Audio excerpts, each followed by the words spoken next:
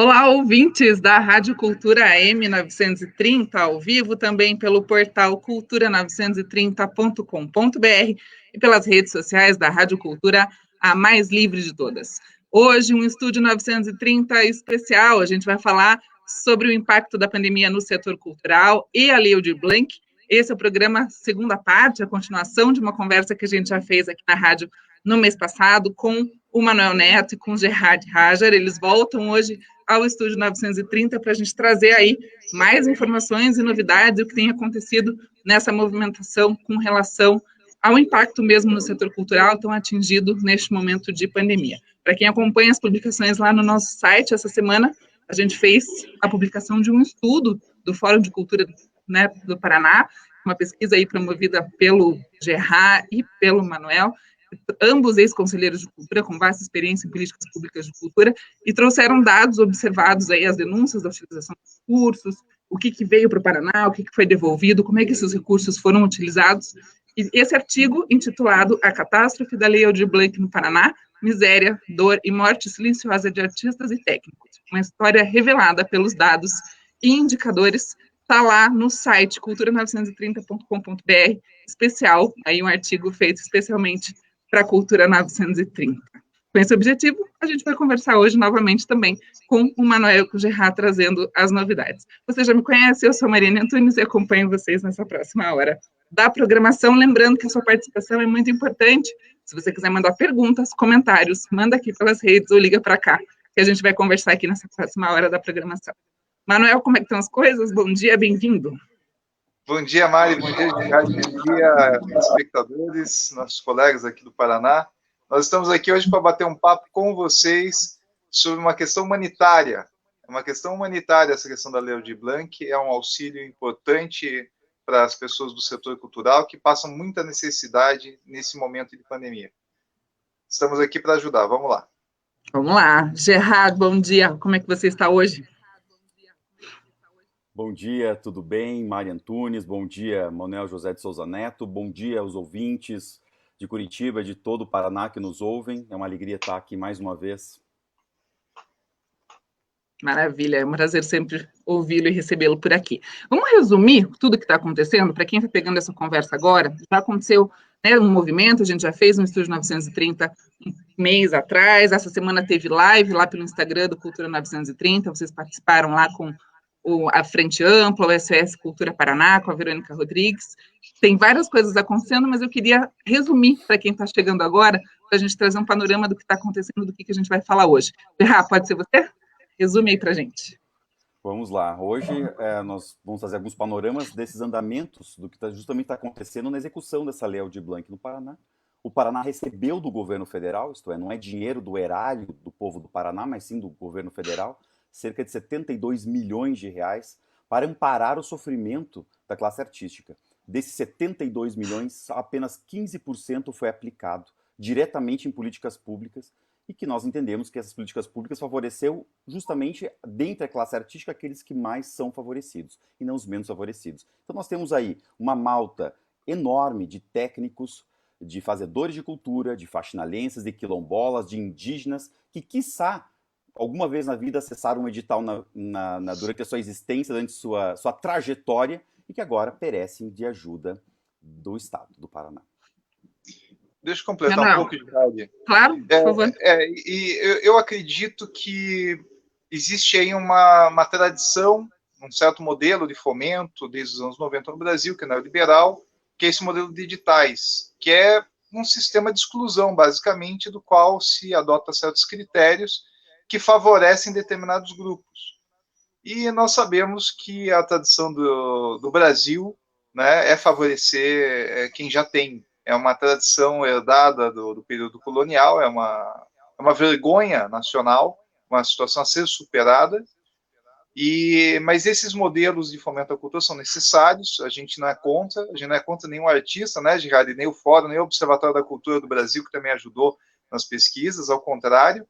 Nós somos a favor de todos, porque nesse momento nós temos que pensar no setor do entretenimento, no músico de bar, na questão do turismo, na questão dos faxinalenses, como bate bem na tecla o Gerhard, a questão do circo. Nós temos aí os artesãos, Então, são muitos setores. E muitos desses setores, quer dizer, a grande maioria dos artistas de diversos setores ficou de fora. Né? No momento de pandemia, isso não podia estar acontecendo, porque a Lei Aldir Blanc foi criada, como a gente vai demonstrar no bate-papo de hoje, para proteger o setor todo, e os velhos modelos de editais foram aplicados, anexo à lei como forma de distribuição, o que reproduziu contradições e assimetrias históricas que há muitos anos nós que somos conselheiros vemos denunciando. Não somos apenas nós. A maioria dos especialistas nesse setor no Brasil falam disso faz tempo. Então, o que aconteceu foi lamentável, porque não se faz isso num momento de pandemia, chega a ser feio, né? Porque a gente está vendo pessoas necessitadas, pessoas carentes. Então, esse é o panorama. Os detalhes vamos desenvolvendo. Vamos lá, se der tempo. Vai dar, vai dar. A minha questão maior, e eu já deixei isso muito claro no programa anterior, e a gente falou um pouco disso, a gente está vivendo um momento de pandemia. A cultura precisa ser discutida em várias esferas, em várias visões, em reconhecimento dos fazedores de cultura, de acesso, dos espaços, de uma série de questões que precisam ser tratadas fora do momento de pandemia. Agora a gente tem um agravante, né, que é uma pandemia que impossibilita que artistas, técnicos e fazedores de cultura trabalhem e com isso tenham renda e com isso coloquem alimento e paguem as suas contas dentro de casa. A Lei Aldir Blanc foi criada para isso, para atender este momento de pandemia. Por que os recursos não chegaram até as pessoas?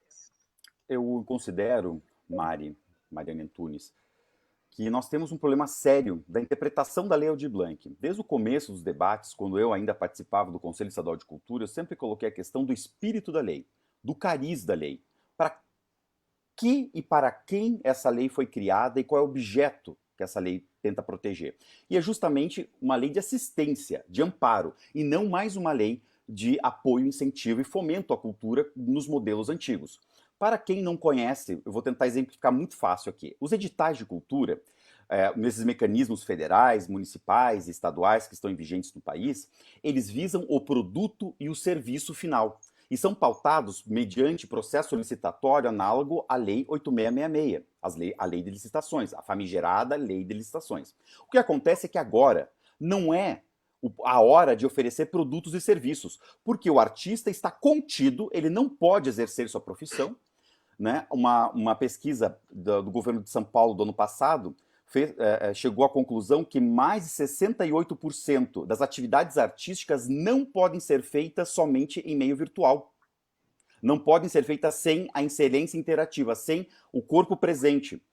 Então, não dá para transformar tudo em live. E não dá para esperar que setores das classes trabalhadoras, os artistas, como os técnicos, ou como os fazedores de cultura, ou como aqueles ligados aos povos originários e tradicionais, possam estar servidos dessa forma. Então, tirar o foco do produto e serviço final e ir para o foco do amparo ao trabalhador. Sem o trabalhador da cultura, sem o artista, sem o técnico, não existe produto cultural. E esse foi o grande erro que nós alertamos ano passado. Se focássemos no produto final, poucos poderiam fazê-lo. E assim o foi, 15%. Só para termos uma ideia, dos projetos propostos da Lei Aldir Blanc no Paraná no passado, foram propostos 1.148 projetos. Desses, 1.125 em Curitiba, isto é, 76,8% do dinheiro ficou dos poucos que foram contemplados nessas chamadas, 76% desse pouco dinheiro, dos 15% que foram executados, ficaram em Curitiba.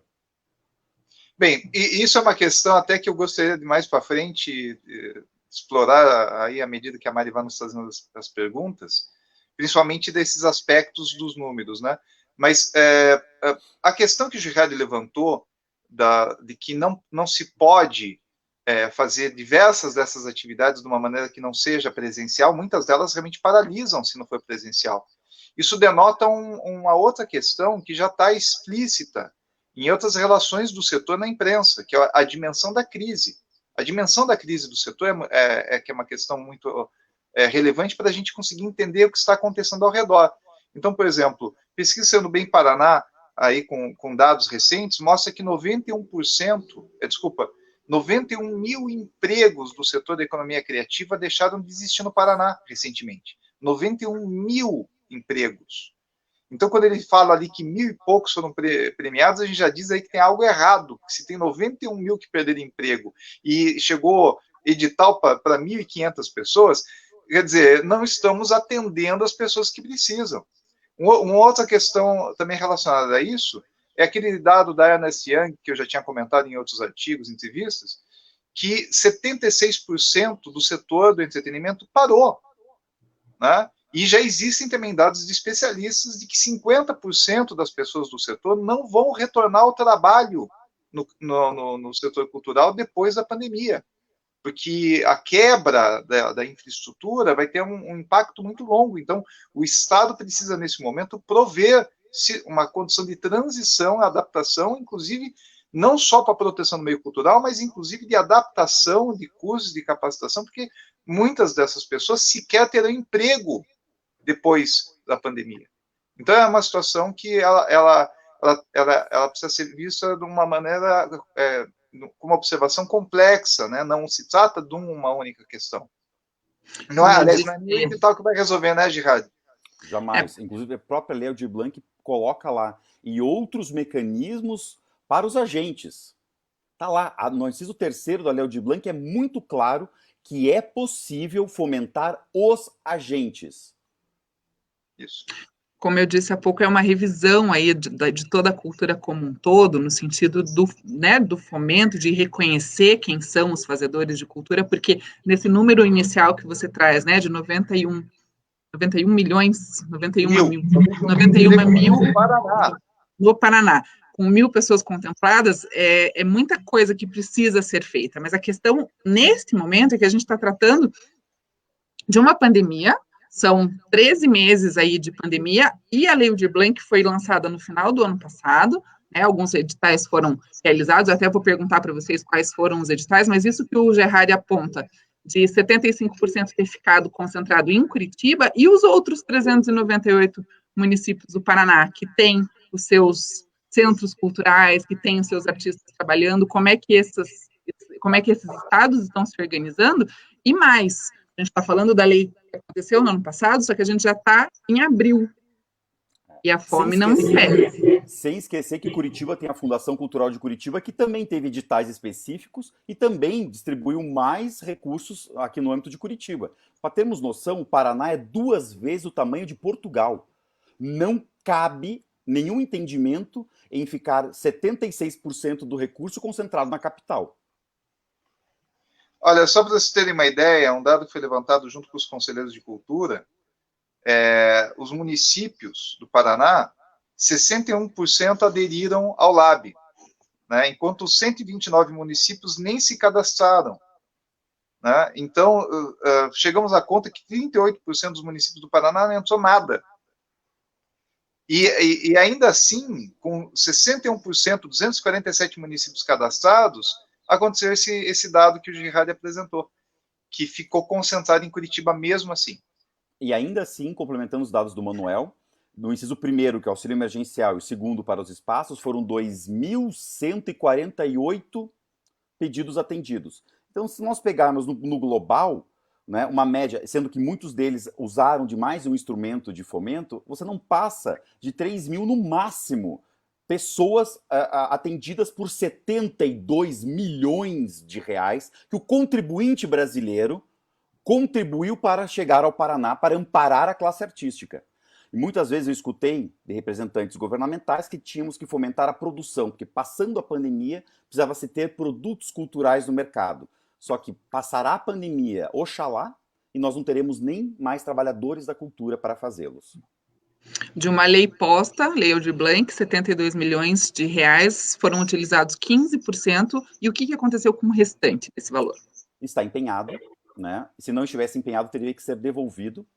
Existe uma discussão, está para ser votado, atrasou por conta da morte do primeiro deputado por Covid-19, que é justamente o deputado do Paraná, e está para ser votado justamente a prorrogação disso, né? Então, como esse dinheiro, por um verdadeiro milagre de Nossa Senhora da Luz, está empenhado no Fundo Estadual de Cultura, esse dinheiro poderá ser utilizado esse ano.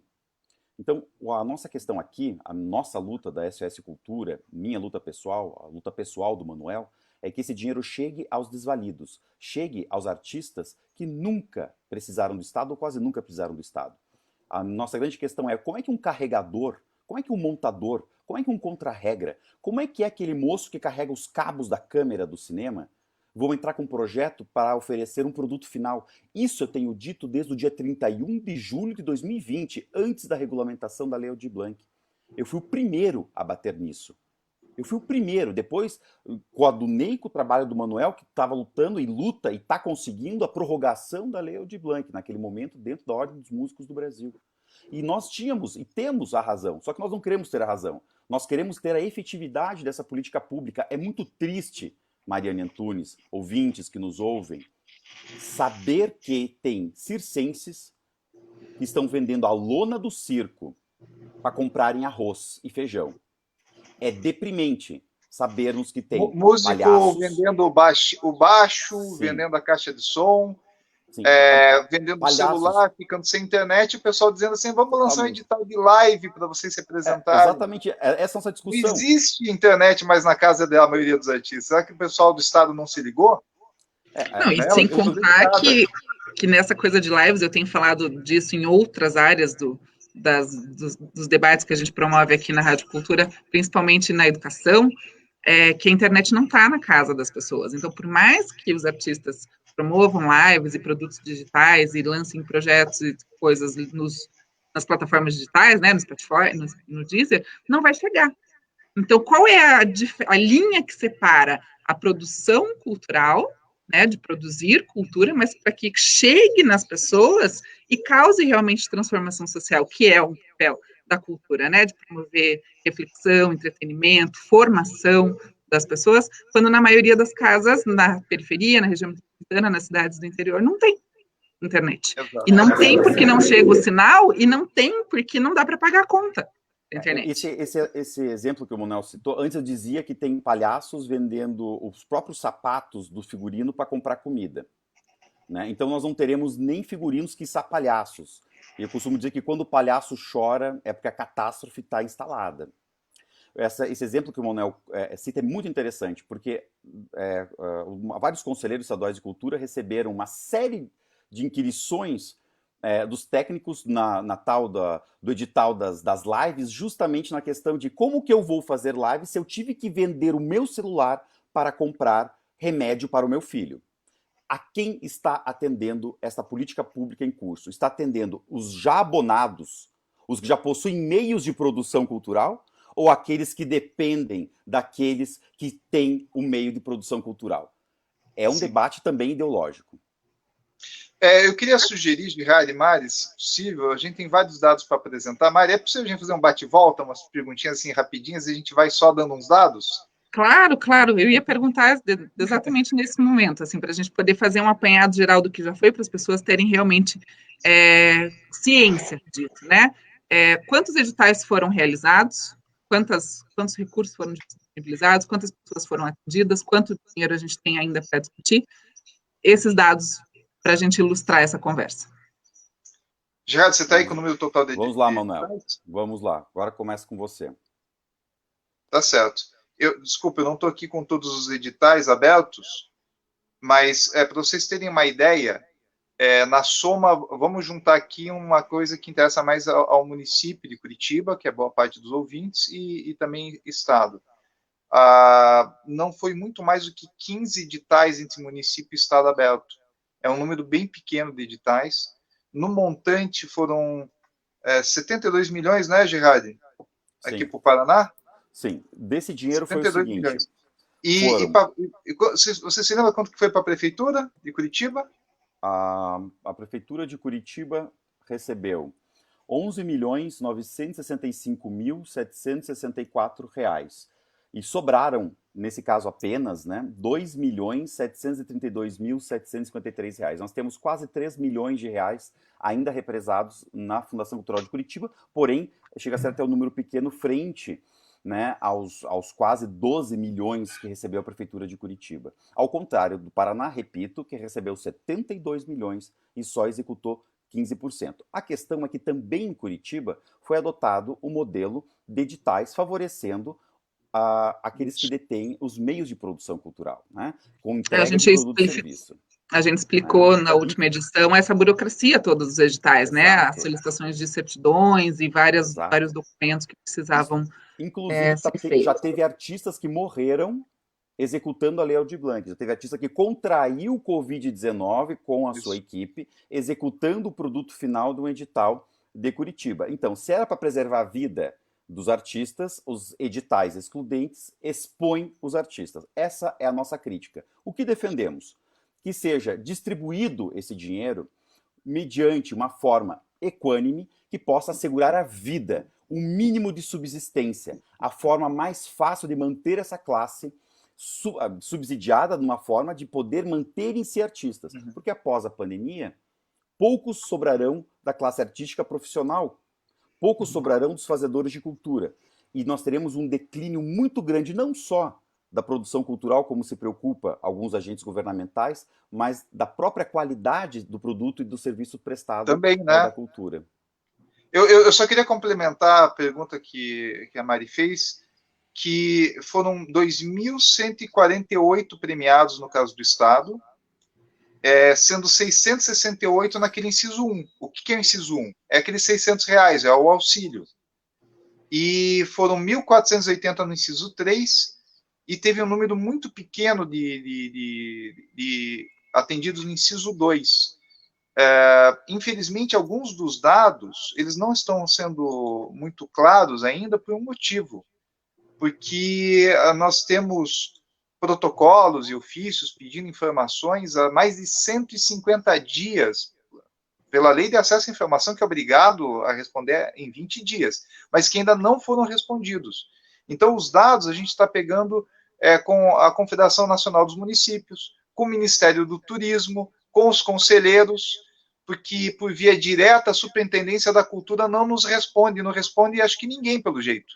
A situação é bem delicada, né? Inclusive ontem eu vi eles numa outra rádio dando uma entrevista falando que não era possível a bolsa. Então a rádio eles responderam, mas a rádio que eles responderam não os chamou na chincha com ofício pela lei de acesso à informação, né? Então é interessante que o que é de lei eles não cumprem, né? Mas para ir na imprensa falar uma besteira, dizer que a bolsa é inviável técnica e juridicamente, eles aparecem na hora. Foi inclusive se utilizado de mentiras, né? A superintendente naquele momento mentiu, dizendo que nós queríamos que todo o dinheiro fosse colocado no auxílio emergencial. Isso nunca foi discutido no Conselho Estadual de Cultura, inclusive está nas gravações do Conselho, nas atas, né? Então ali houve umas pequenas inverdades, mas estamos aqui justamente para lutar pelo pobre, pelo artista vulnerável, aquele que não pode trabalhar, não é que não quer trabalhar, não pode trabalhar. Como é que um técnico vai trabalhar? Para quem não sabe, a classe artística, a classe laboral artística é dividida prioritariamente em artistas, o ator, o palhaço, o trapezista, né? o radioator, tem toda uma gama de funções profissionais artísticas. E os técnicos, que sem eles não tem arte. A não ser que eu queira fazer um monólogo no escuro, no meio da rua. Senão eu vou precisar de pelo menos um técnico, que é a costureira, o camareiro, o cortineiro, o montador. Tem uma série, é a Lei 6533 de 78. Inclusive o Paraná, nos anos 70, foi o grande vanguardista para pugnar por essa lei que profissionalizou os artistas e os técnicos artísticos. Se a aplicação da lei fosse correta no Paraná, quantas pessoas poderiam ter sido beneficiadas? Pelo menos 12 mil pessoas. Pelo menos 12 seriam mantidas por seis meses com um salário mínimo. Né? Ao contrário das propostas que hão de ser postas, ou que atualmente o governo federal põe de R$250 por mês, que francamente não faz mercado. Né? Eu tenho fé que não digo a nossa pressão ou o nosso lobby, mas nossa mobilização, porque nós não estamos falando de hoje, Mariane Antunes, ouvintes, Manuel, vocês sabem, nós estamos há um ano dizendo que centrar o dinheiro naqueles que já possuem dinheiro não é humano. e é pronto. E nós tínhamos agora os dados que são, não tem como esconder, são mais do que clarividentes, nos dão a razão. E o problema não é ter a razão, o problema é que ainda tem gente sendo despejada, ainda tem artista vivendo dos R$70 de vale que a prefeitura está dando para os armazéns da família, ainda tem gente que está dependendo de doação de cesta básica, até motoclube, fazendo campanha para artista. Tem artista que já fez novela da Globo, que foi despejado em Curitiba. Nós não podemos nos calar. Um governo serve para amparar o desamparado, para amparar o humilde. O Estado existe para equalizar a sociedade e não para acentuar a diferença. Esse estudo mostra, né, esse estudo publicado lá no portal cultura930.com.br, várias irregularidades também no processo, né, de pessoas que foram contempladas sem terem o direito ao benefício, ao edital. Como é que vocês veem essas situações? Como é que foi feito esse levantamento dessas irregularidades? O Manuel é perito nisso. O Manuel é especialista em levantar essas coisas. O Manuel tem que dar um curso, inclusive, sobre isso. Obrigado, Gerard. Foi um trabalho coletivo, as pessoas da própria classe, muito incomodadas com algumas situações, foram nos revelando que tinham pessoas que moram em mansão de 1.000 metros quadrados recebendo bolsa, produtores que moram em apartamento de luxo, assim, vizinho de prefeito e de governador, naqueles apartamentos de um por andar, né? E isso membro da Academia Paranaense de Letras. A gente tem que discutir qual é o limite do direito de ganhar um prêmio, trajetórias, né, que precisa de auxílio, mas é imoral, neste momento, as pessoas têm que pedir esses recursos. Mas as irregularidades não paravam aí, porque na medida que as pessoas estavam dizendo que não tinham recebido dinheiro, começaram a dizer, mas olha, tem funcionário público recebendo, né? E aí a gente foi comparar a origem da lei, né, com os editais e com quem estava premiado. E no primeiro edital, logo de cara, já tinha 28 funcionários públicos premiados. O edital não é claro nisso? Não, não é. Mas a Lei 8666, a Lei do Processo Administrativo também, o artigo 37 da Constituição, e também o Manual do Funcionalismo Público... O Estatuto. O Estatuto diz que, né, que não pode. Quando a gente faz os editais lá, tem que preencher um termo dizendo que você não é funcionário, não pertence. Então, assim, faltou o quê? O Estado fechou os olhos, resolveu deixar quieto? Não, deixa. Faltou trabalho dos técnicos, foi má fé dos funcionários? Não sabemos, mas alguém tem que apurar essa situação. A gente já informou a Controladoria, já informamos também a MP e CGU, nós estamos esperando um posicionamento, se disserem que isso é moral, que é correto, então que assumam. Né? Assumam, então, que estão dando dinheiro para quem não está precisando.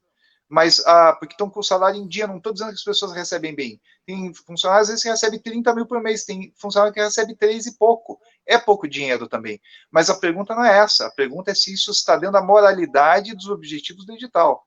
Aí fomos comparar com a lei federal. Um esforço grande, eu, de um lado, buscando algumas informações de rádio do outro, conseguimos papéis sobre toda a origem dos recursos, inclusive a rubrica original. Isso daí nem a prefeitura e o governo do estado tem. Mais de 1.000 páginas. Como? Ou tinham, que agora a gente passou. Agora tem porque a gente encaminhou, né? Mas, enfim. Então, lá mais de 1.000 páginas com toda a rubrica dos recursos originais. E aí o Girardi achou um detalhe interessante lá, porque era a minha suspeita para o outro aspecto, mas ele achou lá que era a rubrica 144. Esse 144, ele é do Tesouro Nacional. Ele não é o 118, que é de concursos, bolsas, não sei o que, blá, blá. Então o dinheiro não é do Fundo Nacional de Cultura, ele passou pelo fundo. Nós entendemos daí que o dinheiro ele veio da PEC 10 e da emenda 106, que é do orçamento de guerra. Então o dinheiro ele tem uma função específica de poupar as pessoas da pandemia. Não poderia ser passado por editais com critério do mundo da arte. Então, aí é a primeira irregularidade.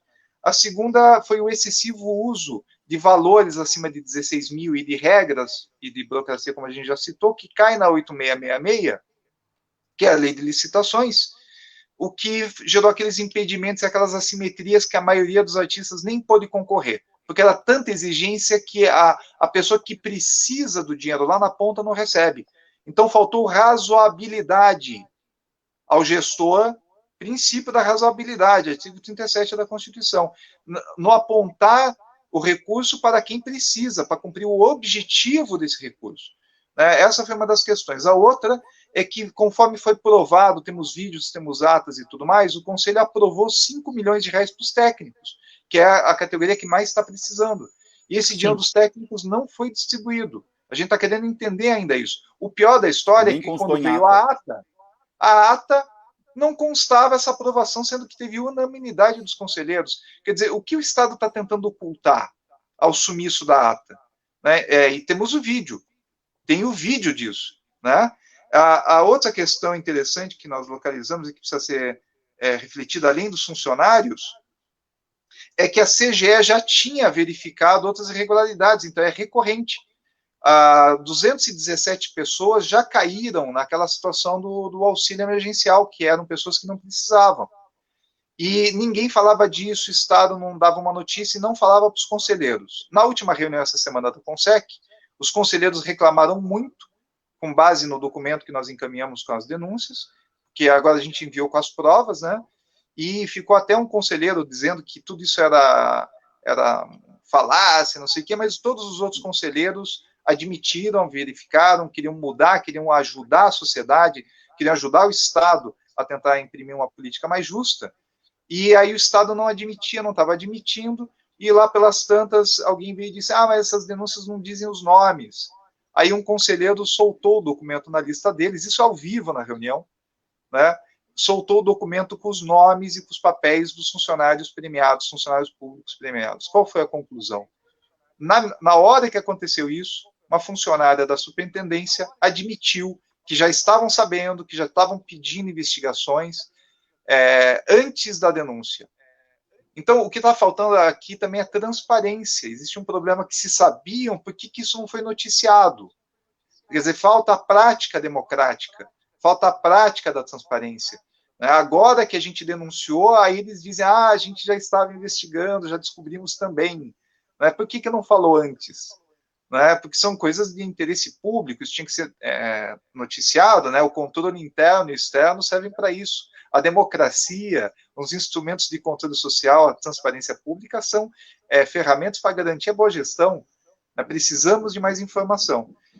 Bem, além dessas irregularidades, nós localizamos ainda um bom conjunto de pequenos atos, que não cabe aqui agora, mas que nós demos os números dos processos, todos os protocolos principais não são os únicos, mas os principais protocolos estão nesse dossiê especial que a gente fez junto com vocês na rádio.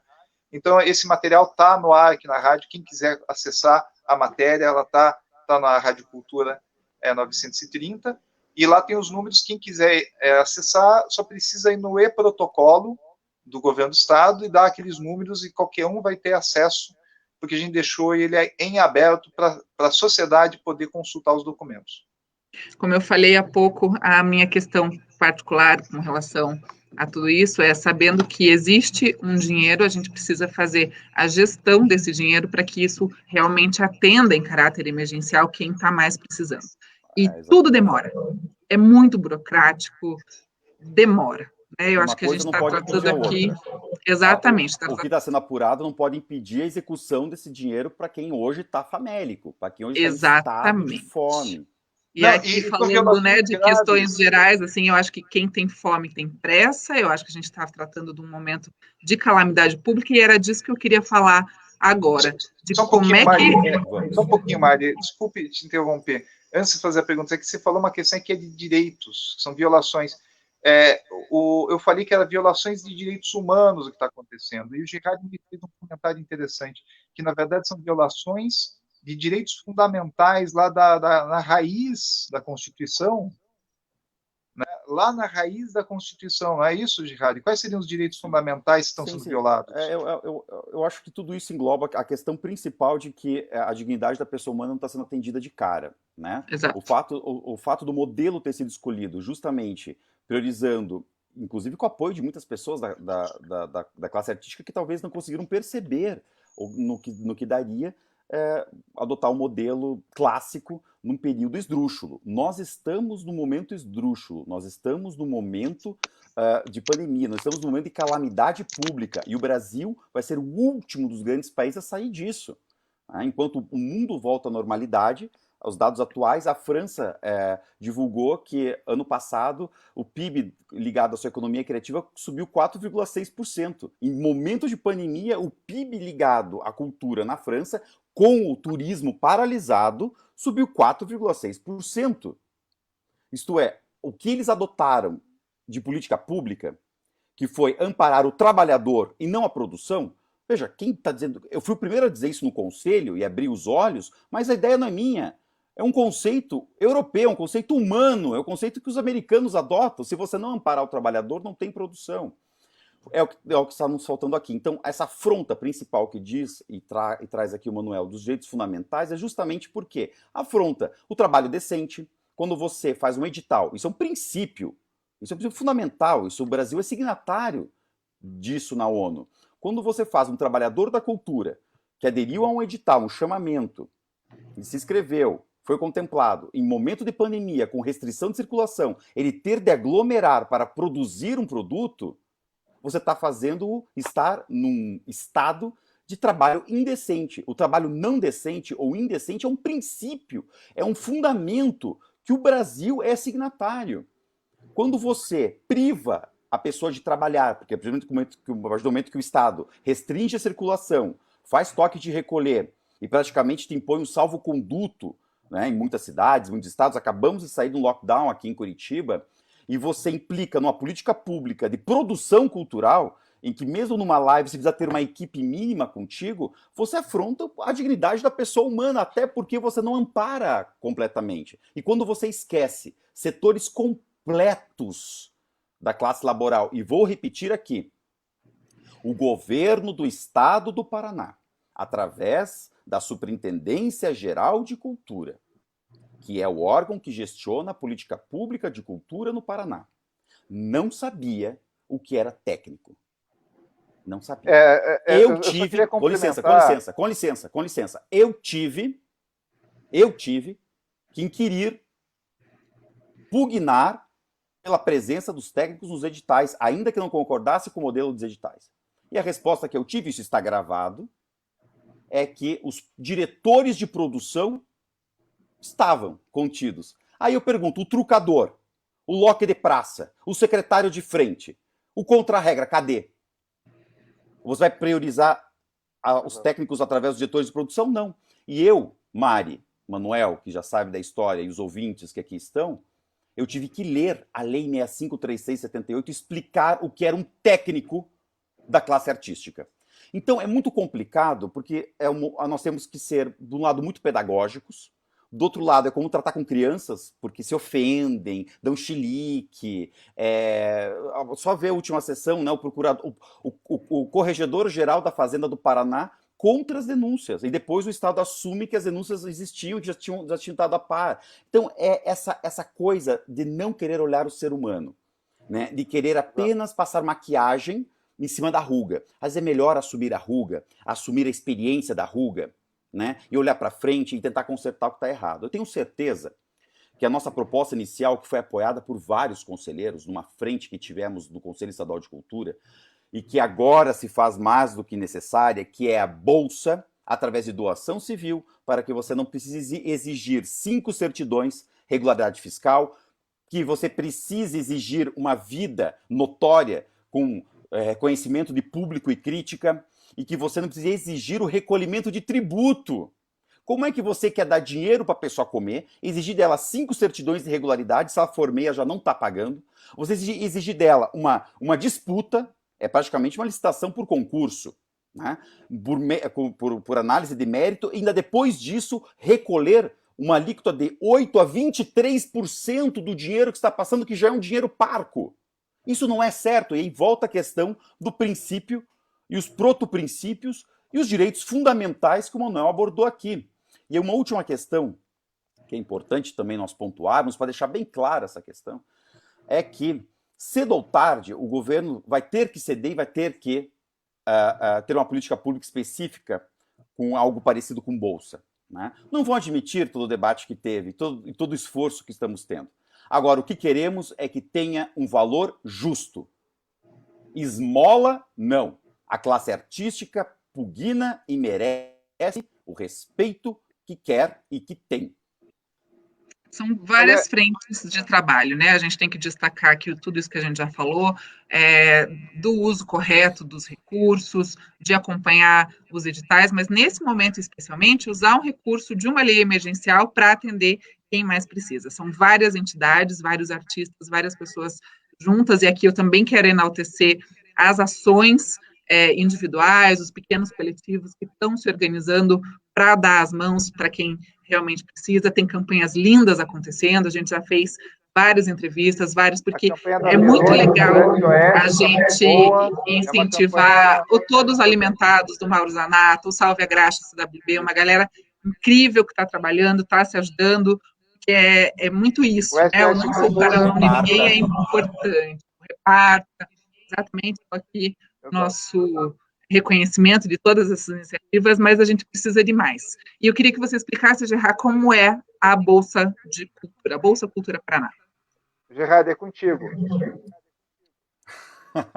Conosco, é conosco. Qual é a ideia? Mas agora a Bolsa explique.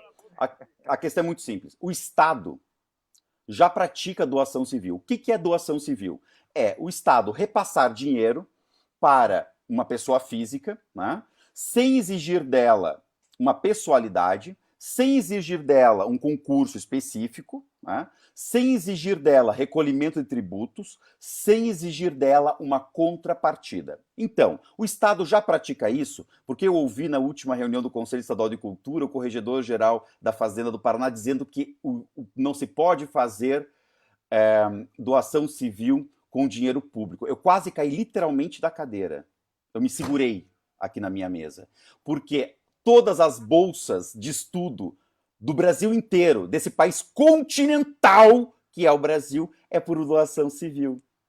Todas as bolsas atleta é por doação civil. Todas as bolsas de pesquisa da CAPES, do CNPq, da Fundação Araucária aqui do Paraná, inclusive, do que estão pesquisando as novas vacinas do coronavírus, do Covid-19, é por doação civil. Todo programa de prestação de benefício continuado, que é onde engloba todos os programas sociais do governo federal e de outros governos estaduais e municipais, como Bolsa Família, é doação civil.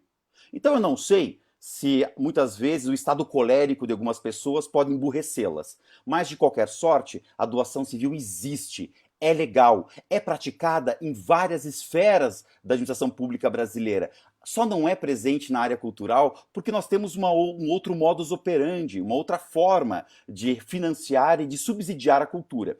A bolsa, mediante doação civil, é possível, precisa sim de uma adequação, de um fulcro legal, e desde o começo, quando eu, o Elcio, o Léo, o Giovanni e outros conselheiros, a Soraya, lá pugnamos, já tínhamos colocado essa questão.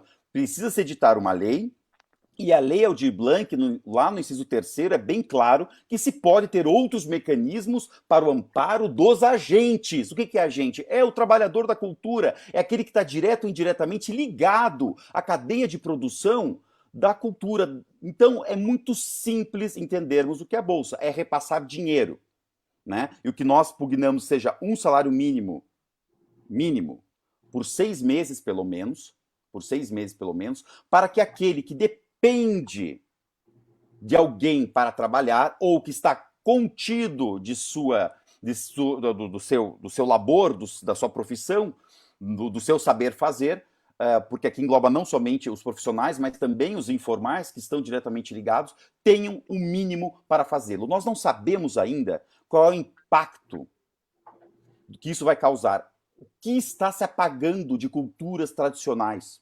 Sim. O que está se apagando de patrimônio imaterial que não está ou está salvaguardado, que deixarão de ser praticados, porque o patrimônio imaterial é muito fungível. Ele destroça, ele esfarela. se ele não for mantido na oralidade e na prática. Essa bolsa Qual é o é para caminho, manter a Gerard? vida e para manter a cultura do Paraná. Qual é o caminho a ser seguido? Vontade Quanto política. tempo? Vontade política. A Por que mentira que vontade foi política, contada Gerard? na rádio ontem, a mentira que foi contada na rádio ontem pela Na outra superintendente, rádio, né? Na a outra outra rádio. rádio. Na outra rádio, Outra né? Aqui rádio. A está sendo mentira dita que a foi verdade. contada, e aqui eu falo sem desenxabidez alguma, foi uma falta total de verdade, está gravado. E nós vamos responder de forma muito educada e elegante, como somos, onde foi dito naquele ontem pela Superintendente Geral de Cultura, que me parece agora vai assumir temporariamente a pasta como secretária de Estado, de que foi feito um grupo interinstitucional para discutir o tema. Não, não foi. Nós propusemos isso não foi feito, isso está gravado. Nós propusemos, à época, que o Estado conversasse com os órgãos de controle para chegar a um meio termo, ou celebrando um TAG, que era um termo de ajustamento de gestão, que os técnicos da Secretaria não conheciam, inclusive, eu tive que ensiná-los, está gravado na reunião, para se chegar ao meio termo para salvar a vida dos artistas. Não o fizeram. Levaram a votação, levaram a votação sem conversar conosco, levaram a votação sem conversar com os órgãos de controle, trouxeram representantes e o que o Elcio, conselheiro Elcio, diz, que eu também concordo, foi feito um paredão de fuzilamento e nós retiramos a proposta, porque não houve negociação. Nós queríamos construir sociedade civil junto com o Estado. Mari, Manuel, ouvintes que estão aqui conosco, política pública se faz a várias mãos. Política pública não se faz com um agente do governo dizendo que é certo. Esse dirigismo cultural era praxis nos anos 40, nos anos 50, quando se dizia o que era factível ao belartismo. Esse conceito não existe mais. Hoje, a cultura é feita por aqueles que estão no chão. E é feito a política pública da cultura com a participação de todos os agentes. E como é que as pessoas podem se mobilizar nesse sentido, né? Porque precisa de vontade política, precisa de apoio. Tem a mobilização, mas tem uma coisa que ele falou ali que é importante. Falta o trabalho técnico. Eles estão com uma dificuldade de pessoas com o trabalho técnico. O Gerard deu uma travada ali. Além do trabalho técnico, a vontade política, mas o trabalho técnico. E eles não ouvem os técnicos. O que a gente descobriu é que a gente fica tendo que dar aula para eles e eles não ouvem. Então, falta vontade política e trabalho técnico, mas existe já texto da lei. Eu sei que estamos aí encerrando praticamente o programa pelo horário, mas o Gerard, ele pode, se ele quiser explorar um pouco isso, já existe a lei, já existe tudo. É uma questão simplesmente de fazer. Né? E já emendando com a sua pergunta, Mari, as campanhas, todos envolvidos, não precisa ser artista ou técnico, amigos. Você é da educação, você que gosta da área artística, você que frequenta os espaços, ajudem na campanha SOS Cultura lá, coordenada pela Verônica, ajudem as outras campanhas nesse sentido da Bolsa, porque é importante agora a mobilização social para a gente salvar vidas. É isso que está em jogo, é uma questão humanitária. Porque a minha pergunta, para encerrar, vai ser exatamente essa. Em quanto tempo teremos uma bolsa, teremos recursos, teremos comida na mesa dos nossos artistas? Se o governo do estado do Paraná tiver um mínimo de sensibilidade e um pouco menos de orgulho através dos agentes controladores da política pública governamental de cultura, em poucos dias eles conseguem implementar. Basta vontade. Basta vontade. Percebamos que o governo federal não é um governo afeito à cultura ou à classe laboral. Nós sabemos, é um governo alinhado com outras pautas. E mesmo assim, 3 bilhões de reais foram mobilizados para o amparo dos artistas. Porque teve vontade política, teve um alinhamento político para isso. E é isso que precisamos agora. Porque a questão é, se o dinheiro está lá, ele precisa chegar. Não adianta, né, a discussão levar mais 3 meses para acontecer. A gente já está discutindo há 13 meses, né? Pouco mais de um ano aí, com tudo isso acontecendo. Obrigada, Manuel. Obrigada, Gerard. Este foi o Estúdio 930 especial de hoje. A gente falou um pouquinho sobre os impactos da pandemia no setor cultural e a Lei Aldir Blanc. Quero muito agradecer a todo mundo que esteve com a gente nessa transmissão. Manuel, muito obrigada. As suas considerações finais. Amigos, eu queria lembrar do seguinte: nós temos uma campanha aqui que é importante para a cultura, mas a cultura é importante para o processo civilizatório. Não ignorem essa campanha. Tem muito boato e cortina de fumaça. Isso será esclarecido após a aprovação da lei. O que importa agora é as pessoas terem mais consciência, amor no coração, empatia pelos outros. quem tem empatia pelos outros não fica na cortina de fumaça, simplesmente junta e vai na onda do salvar vidas. Vamos no SOS Cultura, vamos apoiar a bolsa proposta pelo Gerard e os outros conselheiros. Nós estamos junto com vocês. Obrigada, Manuel. Obrigada, Gerard. Suas considerações finais, por favor. Rádio Cultura, Mariane, Manuel, ouvintes, muito obrigado por nos acompanharem e por também procurar entender essa questão tão cara para nós, que é a vida dos nossos artistas e técnicos e trabalhadores. Eu peço, por favor, que vocês sigam a hashtag SOS Cultura Paraná, sigam essa frente que engloba vários movimentos e queremos que todos os movimentos do Paraná de artistas e técnicos estejam conosco. E vocês que não são artistas, mas todo mundo que fala uma palavra em língua portuguesa pratica cultura. Porque a maior expressão cultural é a língua em que nós pensamos, porque nós expressamos antes do pensamento. Então, se nós falamos, se nós nos comunicamos, nós exercemos a cultura na sua função mais antropológica e profícua. Todos nós merecemos o respeito e dependemos da cultura. Todos vocês façam, por favor, o esforço de aderirem a esse movimento, procurem conhecer e repartam os hashtags SOS Cultura Paraná. Muito obrigado mais uma vez. Temos próximas agendas? Tem alguma coisa que as pessoas já podem acompanhar? Tem reuniões? Tem alguma coisa que vai acontecer já nos próximos dias?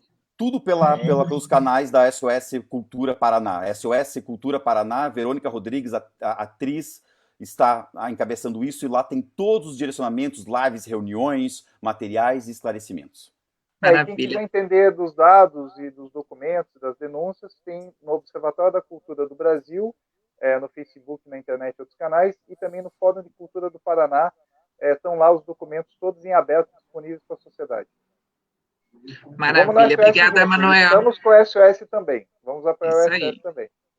Obrigada, Manuel, obrigada, Gerard, obrigada a todo mundo que acompanhou hoje. Lá no site cultura930.com.br tem um artigo que a gente mencionou durante esse programa, para quem quiser consultar com todos os dados, toda a pesquisa está lá. Obrigada a todos vocês, se cuidem, quem puder, fique em casa e a gente se vê na próxima edição. Um abraço a todos, tchau, tchau. Obrigado.